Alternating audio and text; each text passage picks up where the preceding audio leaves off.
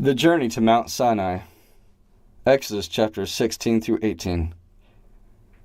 The Israelites came to the wilderness of Sin, which is between Elim and Sinai, and murmured because they were hungry. So God sent them quail every evening and manna every morning. The quail flew in low and were easily caught. The manna appeared every morning for the 40 years they wandered in the wilderness. Manna was thin flakes of bread that looked like frost and was sweet to eat like wafers and honey. When the sun got hot, it melted. If kept overnight, it turned rotten and wormy. They were not to pick up any on the Sabbath day, our Saturday. So on Friday, when they picked up twice as much, God kept it from becoming wormy or rotten overnight. Next they camped at Rephidim, where there was no water to drink. The people complained against Moses again, so Moses cried to God and said, "What shall I do with these people? A little more and they will stone me." God said, "Take your rod and strike the rock." Moses did, and water came flowing out, enough to water the millions of people and their animals.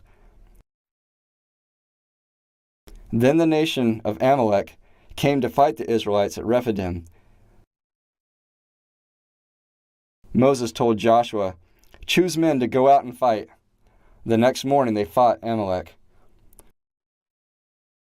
Moses stood on the top of a hill with the rod of God in his hand. As long as he held the rod up, the Israelites won.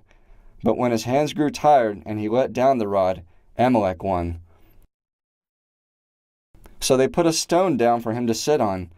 Aaron and Hur each supported his hands until sundown. By then Joshua and his men had won the battle. Now Jethro, the priest of Midian, the father-in-law of Moses, came to where the people were camped at the Mount of God. Jethro brought Moses' wife, Zipporah, and his 2 sons with him. He watched Moses judge the people. The people stood around Moses, waiting their turn from morning till night. Jethro realized this was too great a task for Moses to do by himself.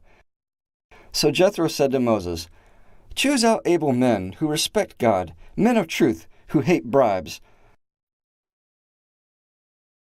Appoint them to be judges over thousands, hundreds, 50s, and 10s. This way, only the great matters will come to you, while the appointed judges can take care of the smaller matters."